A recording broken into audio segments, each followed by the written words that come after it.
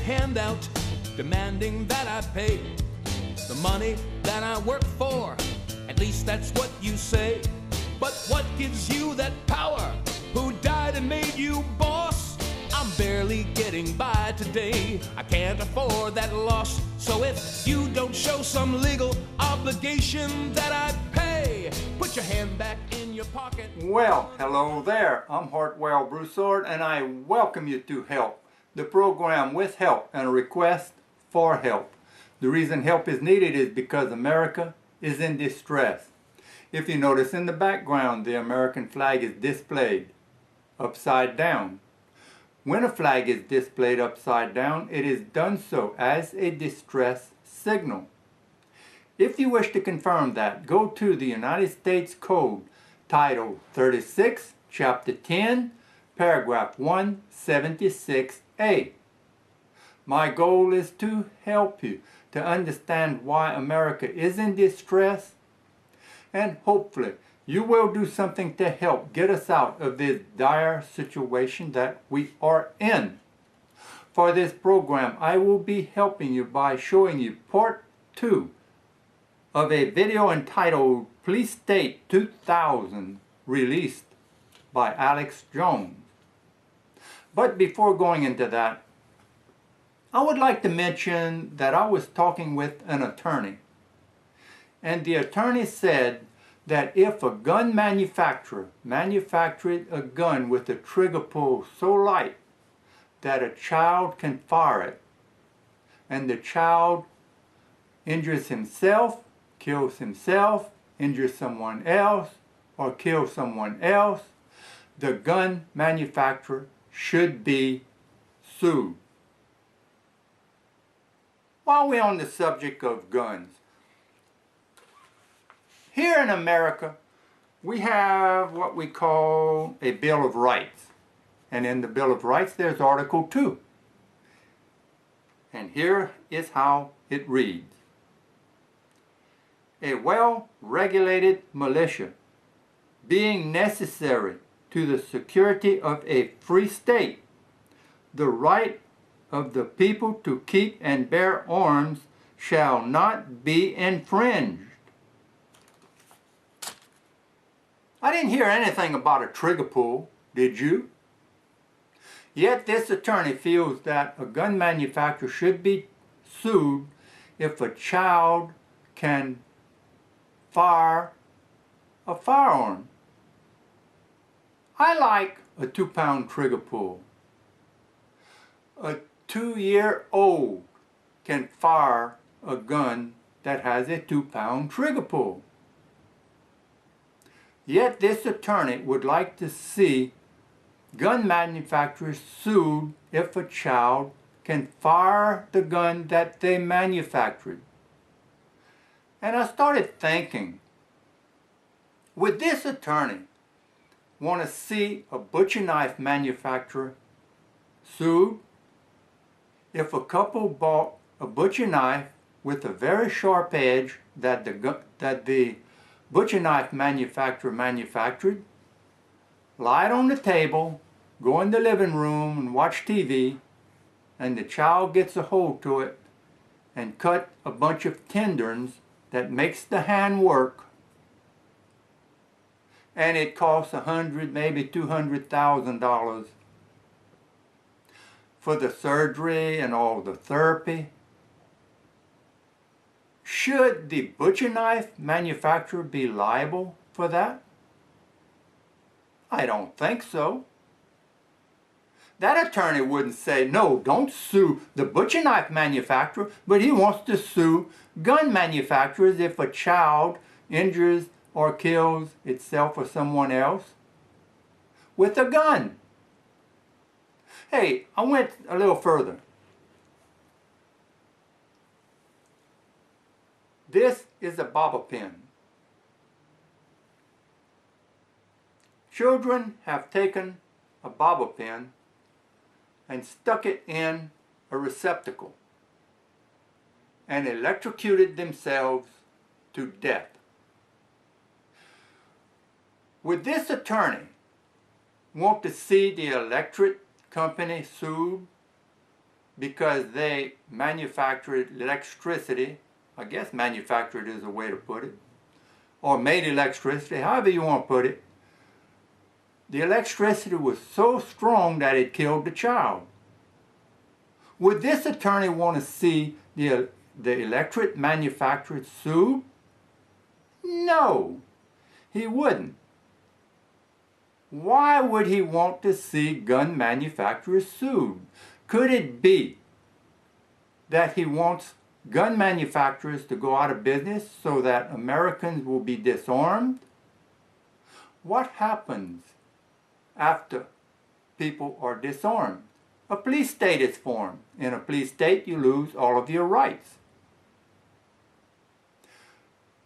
I think it would be a good thing for this attorney to kind of like go to China. They would love him over there. Or North Korea, there's a good one for him. That's where a true police state really is. And that's the kind of country he deserves to live in. A country that provides a true police state. And to help you at this time to understand what a police state really is, here is part 2 of Police State 2000. According to the Texas Code, you're not uniformed, but hey, who cares if that rule will split and get some different way? Well, that didn't happen. Chief Phillips didn't want to Delta Force outside the gun. I tell you, this is it, guys. They're laughing. Get shots up. They're over there laughing about the death of this country. Look at them. Over there laughing about the death of our nation. I got it. Over there thinking it's funny. You guys want to clean the drugs off the street, go after the CIA. You guys want to clean the drugs off the street, go after the government. I wouldn't use that government filth for $1 million, but I won't lose my liberties, my God-given rights. Total cowards. Total, complete cowards. Going along to get along. That is shameful right here in Texas. Right here in Texas. My God. Yeah, they get their $30,000 to $40,000 a year, their 20 pieces of silver to sell us down the river.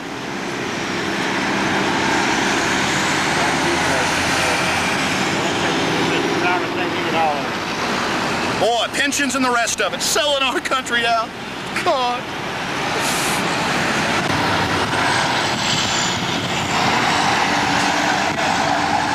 What are we doing, sir?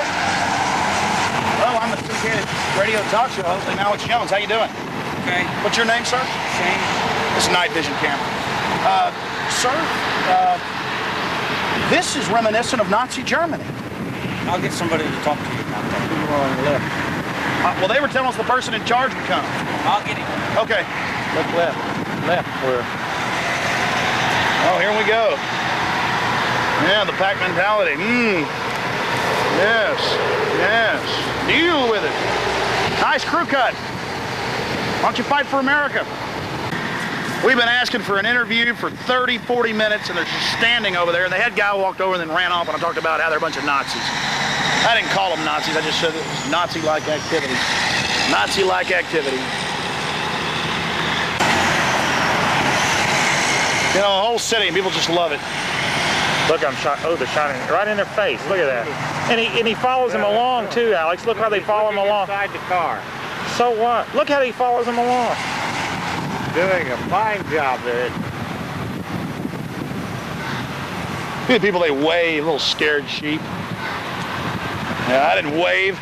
And the reason we didn't wave is because we're not going to sanction this behavior. Culturally, we have to explain that it's not to be condoned because it's a slippery slope, my friends. Doesn't this kind of seem like Nazi Germany to you? I mean, aren't we innocent until proven guilty instead of guilty until proven innocent? I couldn't talk with you about the sermons. I had to do my job. It's just your job? Yes, sir. Hey, well, you know who else said that? Who said that? Well, at Nuremberg. Okay. They just really need us to take a break. All right, thanks. How many folks you pulled over tonight? I'm not on this end. A lot of traffic stops tonight? Oh, you've made 3 personally. We appreciate that, sir. Thank you. Well, that's a nice black sedan. You say we ought to talk to them. Man, all these federal funds coming in for this. I thought in America we're innocent until proven guilty. Are we innocent until proven guilty? Are you guilty or something? No, I'm not guilty of anything. Oh, I thought you were asking me, were you innocent until proven guilty? But I mean, aren't we all supposed, you know, in this country, you know, other countries like Germany under Hitler wasn't that way, or under Stalin it wasn't that way, but here in America, aren't we supposed to be innocent until proven guilty? That's true. That's true. There you go. Talk to us. Well, I mean, I don't hate police or anything, but at the same time, you got to wonder, this is happening all over the country now because the federal funds that are flowing. I mean, isn't that interesting? You're talking to the wrong person. Talking to the wrong person? You're talking to the wrong person, brother. Gentlemen, what's y'all's names? I'm just curious. My name is Johnson. Johnson? How you doing, sir? Good to talk to you. Y'all like this sedan? Oh, that's all right. What do y'all call these units? I see a lot of these around town. It's an unmarked police unit. Just an unmarked police unit. Did they call y'all in and tell you the procedure? As far as what? Well, basically, how do they pick people out of the crowd to pull over? That's what we're curious I don't know. If you go down right over there and talk to one of them supervisors, they can tell you everything about They're it. busy, huh? They didn't tell y'all basically they just called y'all and tell y'all who to pull over? No. You go right over there and talk to the supervisor, they'll tell you all about it. I'm just out here doing my job, brother. Okay, They can tell you all the procedure. Because they put it together, we did. You guys are just doing your jobs? Right. All right, well, I'm not attacking y'all, Okay. but hey, think about this. There may come a time when you see some things on television that are manufactured by the government. They're asking y'all to do some things that don't really sound right, but in the rush of everything, everybody working together, feeling like y'all are part of a team, going along with some things that aren't good. And, well, just the whole thing's accelerating. Well, that's the guy driving us. There's a lot of things accelerating in the world today that aren't too nice. Now would you guys, if ordered to do so, would y'all confiscate guns from law-abiding citizens or go house to house? Who would order you to do something that's against the law? It's against the law. They're talking about changing, man. Well, I mean, if they change the law, that's what the law says. How do they change the law without changing the Constitution? I don't know. You gotta go talk to Congress about that one. Well, yeah, the president uses those executive orders. Well, guys, there'll be some interesting times ahead there, everybody. 2 important points. He said go back and talk to his superiors. We were there for over 2.5 hours. And the second point, these 2 gentlemen, probably decent people, at least they talked to us, don't realize that an unconstitutional law does not have to be obeyed. In fact, I could hearken back to Rosa Parks going to jail for not sitting at the back of the bus. It was the law that black people were slaves, but later it was found to be unconstitutional. Laws are not holy. Laws are not magical if handed down by some despotic, out-of-control police state. Well, we were now on the other side of the highway, and we were talking to some of the truckers about what was going on. The police continually were keying down on the CB. Here's just a little bit of this activity. It's the junior high mentality of our law enforcement personnel that is the most frightening aspect. It's a big game. I got debriefed. If I'd done what he done and told the secrets that I knew, I'd be in the pen for treason. Go back. Well, absolutely all our newest nuclear weapons designs have been transferred to China. 5,000 pounds of plutonium came up missing. It goes on and on. America is under attack, my friends. This is just the start of what's happening. And Bill Clinton is funding this with $2.4 billion that he got passed just last year. How much longer we got? Not long if these police are such cowards and keep keying down on radios because they don't want to hear the truth like little junior high kids. It's them laughing. Hey, let me tell you something, police. I'm not afraid of you. You're a bunch of criminals. You're a bunch of weaklings. I'm ashamed to be a part of this country because of people like you. You're an idiot. That's the police. Well, have fun, police. You're an idiot. You're an idiot. Well, Chief Allie Philippus in San Antonio isn't an idiot when he threw the Delta Force out in May, but you won't research that. Hey, Alex. Somebody said, hey, what's going on, guys. Don't you ever rest? You're about to see an interview we conducted in mid-May in 1998 with the Chief of Police of San Antonio, Texas, Chief A.O.C. Philippus. The chief was very concerned about what he called the attempts at bribery by Army Special Operations Delta Force. Also, the endangerment of public safety, all very serious issues.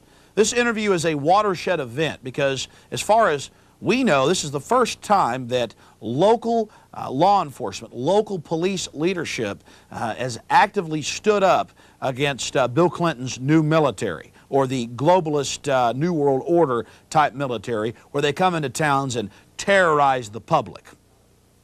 Again, God bless Chief A.O.C. Philippus. What were your major reservations in asking the mayor to tell them that y'all didn't want them to train here and to cease training here? Well, a lot of things happened. First of all, the organization came into the city and never really approached the city as a whole. We've gotten together with the mayor and said we need to speak to all these different departments and request some assistance. Various groups and individuals came into the city and approached different people at different levels. The police department was contacted, the city manager's office was contacted about using city facilities, various business owners were contacted through the economic development department. The fire department was contacted by different individuals. So there was never any coordinated approach to the city of San Antonio. When we found out of that, we had some reservations, but we were willing at least to listen. But then we started finding out that discussions were happening at other different levels, and there was no communication, no coordination between that. We also found out that leases had been negotiated with private business people throughout the city to utilize their vacant buildings without any coordination with the police department, because we were originally told there were probably going to be a couple of locations, and later on we find out that there's 12 locations. And yet we were never brought into this at the beginning. Why did the mayor, and I heard this quoted on KTSA, San Antonio 550 station 2 days ago, I heard it quoted that the mayor said that he didn't appreciate the dishonesty of the Delta Force. I was curious. We called the mayor's office, and they, Jackie O'Donnell, I believe is her name, she told us that you were the mayor's spokesman on this. Can you tell us exactly why the mayor would use such strong language and call them dishonest?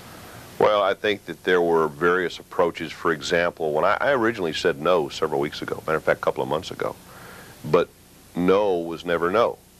And then no was never no. End of runs were done around to various community leaders. I had someone... Excuse me, sir, you're saying that they ignored the police chief, and under our Constitution, you're the same as the sheriff, and you run the city or the county? You're telling me that Delta Force was ignoring your order? Well, I don't want to say they ignored it, but in a roundabout way, yes, because what they would do, once I said no, they went to various individuals in the community to bring pressure to bear to get me to change my mind. For example, there was a community leader who I have a great deal of respect for, and we have a very good relationship that they went to. I get a call from him, and he says, Chief, there's some people in here that they're in town, and it was part of their role here. It didn't say who it was. They need to meet with the mayor and the police chief. Well, of course, this gentleman, I've worked very closely with him on a number of projects. I said, sure, have him give me a call. Now, I'd already said no. Well, then I find out it's the same group. So they identified somebody, apparently, that I know that's very high in the community to make an approach to me and get me to change my mind. Well, then, when we said no, then some elected officials were contacted to bring pressure to bear. And then offers were made to give money, cash money, to elected officials' charities if they could get us to change our minds.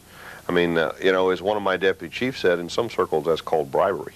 Well, it is called bribery, but more importantly, it's called manipulation of the constitutional system and the takeover of local police departments. You talked about a memo from Delta Force? Yeah, because what happened is various elected officials were being contacted. I have 10 city council members and a mayor, and I just wanted to alert them as to what was happening, that these situations were occurring, that they might be contacted by these individuals, and that in the best interest of public safety. And that's what I continue to fall back on. We didn't feel that it was in the best interest of the citizens of San Antonio to do that type of thing. All I can say is that, no just never seemed to be no. And even after they told us, we don't need you, we're still going to do our training exercise at other locations in and around the San Antonio area, but we're not doing them here. Next time, I'm still getting contacted by various officials. I mean, they never would take no for an answer. So they weren't respecting your jurisdiction? They were not respecting our jurisdiction. I don't think they respected our decision to go into predominantly minority areas of the city where we had vacant warehouses and buildings and try to do those types of exercises at those locations in the middle of the night. Oh, I'm sorry, middle of the night? In the middle of the night. Sometime between 9 p.m. and midnight. People become frightened. And we do a lot of our decision-making on experiences that have happened in a lot of other cities. We were very concerned with some things that have happened over there, and we didn't get any real good, clear answers. So they were being secretive about it? Very secretive. And you the city and the mayor and yourself, as the police chief, you kind of felt that it was a little odd that they wouldn't trust y'all. I mean, y'all are the authorities here. A little odd, and once I made contact with my peers in some of the other major cities, and they shared with me some of their experiences over there, the decision really was very easy. My interest as police chief is the citizens of the city. Yes, sir. Period. And I was not about to jeopardize the safety under an exercise of this magnitude under any circumstance. Well, you can't say it any better than that. This isn't some wild conspiracy theorist. This is Al Philippus, head police chief in San Antonio, Texas. Oh, and the mayor, too, Howard Peak. He says that it's dangerous and that they're dishonest. I know that they wanted to use some explosives for entry into some of these buildings, some of the so-called ceramic bullets, which would be fired into little traps, which were supposed to catch those, which would disintegrate supposedly on contact. But I know that in one city, American city, that one of those bullets got astray and going through a window and down almost into a restaurant. So things can go wrong. What city was that? I believe that it was in Miami. That's incredible. So basically right now, as it stands, and until they actually confer with y'all better or change their plans, they're not really welcome to train here in San Antonio? We are not going to support any of their operations. They may do some things at the various military bases here in San Antonio. That certainly is their jurisdiction, but we will not support any operations in the city limits. We really count on law enforcement officials locally like y'all to protect the people and uphold the law. And again, I just want to commend you for recognizing some of the behavior of the Delta Force and expelling them. Well, I appreciate that. Again, the decision really was not that difficult. We have the interests of the citizens of San Antonio. This is a military city. We have a tremendous amount of respect for the military and what they do. But I do not have any respect for the tactics that were used by the advance team coming in here. You're saying that they were disrespectful? They were courteous and friendly to us, to our faces, but again, when you make a decision, you try to get information, to go around and try to put influence on you from pressure groups and individuals, either elected or in the community. The interview you just saw was conducted in mid-May of 1998. Delta Force did visit San Antonio. Later the next year, during Operation Last Dance, held February 8th through February 20th. What you've just seen is part 2 of a video entitled Police State 2000, released by Alex Jones. Please watch for part 3 in a future program. Here is a quote from Alex Jones. Run your life or someone else will run it for you. End quote. He's right on the money. Are you going to run your life and see to it that these people like this attorney that I was talking about at the beginning of the program be sent out of America? That's what I'd like. Send him to China. They would love him over there. Please visit Alex Jones's website, Infowars.com. And until next time, May all your sunsets set right, and may the good Lord bless you both, day and night. On the wrong side, but you haven't got a pressure on me.